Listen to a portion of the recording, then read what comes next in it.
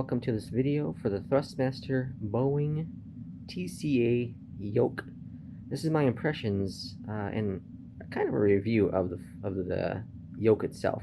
Now, I've had the Honeycomb Alpha for a very long time, and this was on sale, and I decided to pull the trigger on it. Have a few flights under my belt, but before we get into that, let's just take a look really quick here at the Yoke itself. So there are so many buttons available. I was initially concerned of the amount of buttons that may not be on it, but there are so many buttons. So many buttons. So many of which I haven't even used. There are trigger buttons on the back, on each one as well. So lots of options there. The Yoke itself is very smooth. It's the pendulum system. So very similar to what is used in the real Boeing aircrafts. It is so smooth. So by default, inside here, by default, there are 3 springs. You can add a 4th one that adds additional tension to when you push back or pull forward on the actual Yoke itself. The design is very nice. It's big. It's a honking dude. I'll pull out here so you can see it. So it's honking. It comes out real far. So that's taking me some getting used to as well. On the top here, you can put a tablet. Put a tablet or a phone if you want it to. There's a metal pole you can put in holes. I don't really need it. On the back, very simple. I don't think I'm gonna get a good view on there, but you got USB-C. There's also a full USB-A back there, and a switch, which I believe you use for the Xbox. But overall, it's a good design. It's made of plastic. The base inside is all metal. It is all metal inside. The outside is a plastic. It does feel a bit cheaper on the outside compared to the Honeycomb Alpha. But it's going to be what's in the flight that is most unique and special. And that's what the next part of this video is going to be about. All right, we are now in the cockpit. We are in the beautiful Kodiak here in Minneapolis, Minnesota. One of the things I like about the Thrustmaster Boeing edition here is you can use the joystick on the actual controller to rotate instead of using your mouse. It's not a huge big deal, obviously, but it's nice. You can also use it in the cockpit to turn your head instead of using the mouse as well. So, nice little feature.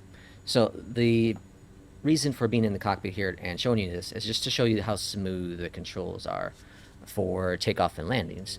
So the Kodiak has a different type of, I'm going to turn this off so it's a little quieter in here. The Kodiak has this here type of yoke, so very similar to the Honeycomb Alpha, whereas the Boeing is a pendulum system, right? So, but it operates the exact same. You know, it's inputs for a computer. But the reason why I'm using the Kodiak for this video is because I want you to see how smooth the departure and landing is with the Boeing Yoke here versus a Honeycomb. I don't have a video to compare it to for you, but you'll have a pretty good idea. And I say that because I've done so many flights. The Kodiak is the #1 plane that I've flown in Microsoft Flight Simulator. And I would say probably a good half of them are a little squirmish on the takeoffs. So we're at 60, so rotate, pull back on the Yoke, and you see how smooth that takeoff is, how smooth the roll is, right? It's so rare that I got these type of takeoffs with the Honeycomb Alpha. Very, very rare. So now I'm just going to trim up a little bit so I can relieve some pressure. And we're just going to do a not touch and go, sorry. We're just going to do a circuit here. This video isn't definitely not showing my flight sim skills by any means. So disregard any of that. It's simply showing you how smooth the controls are with the Boeing Yoke. So, nice smooth turn there. I have live traffic turned off, live multiplayer turned off, And I have like weather all turned off just so you can see just the basics of the controls here. So again, nice, smooth, coordinated turns, very, very nice. Now, like I said earlier, honestly, my biggest complaint with this yoke is it doesn't feel the plastic you're feeling as you're touching doesn't feel as nice. The the Alpha, the Honeycomb Alpha, has a nice matte, like a hard rubber finish to it. Whereas this is plastic, 100% plastic.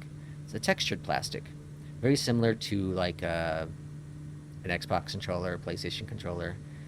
I say if you want to compare them, if you've touched the Xbox Elite controller, that rubbery kind of feeling, compare that to just a standard Xbox controller or a PlayStation controller, and that's a difference. That's a difference. It's the quality of the external.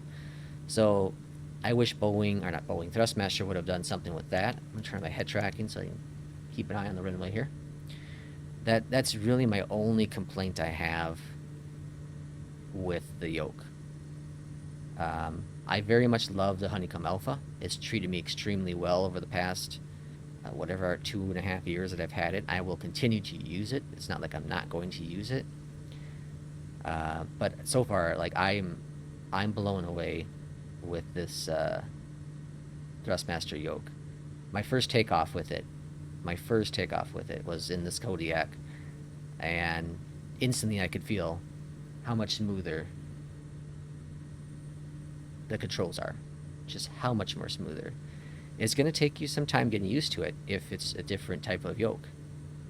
Very much so. Like I remember I tried a few years back, this 4 or 5 years ago, I tried a cheap yoke. I can't remember the brand anymore, but I tried a cheap one and I hated it with a passion. I returned it within a day. And then I stuck with a joystick. And eventually the Honeycomb came out, and that's been my flight control ever since. And flying with a yoke is so much nicer, for planes that have yokes, of course. I've tried to fly the A320, the Airbus A320, with the yoke, and while it works, it no doubt works, it does feel weird.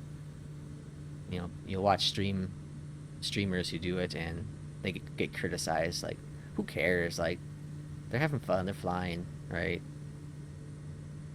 Alright, here we are for the arrival. So again, you can see in the video here how smooth the controls are. Just it's so hard to describe, honestly. It's so natural feeling. Like I just feel like I have so much more control.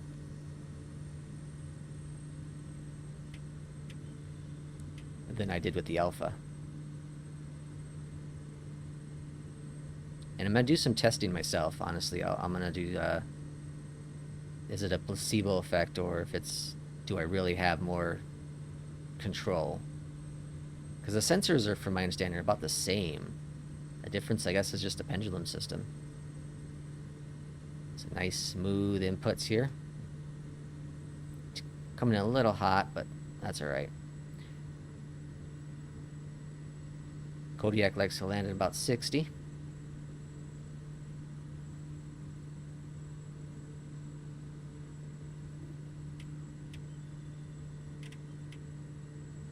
Pull back on the yoke.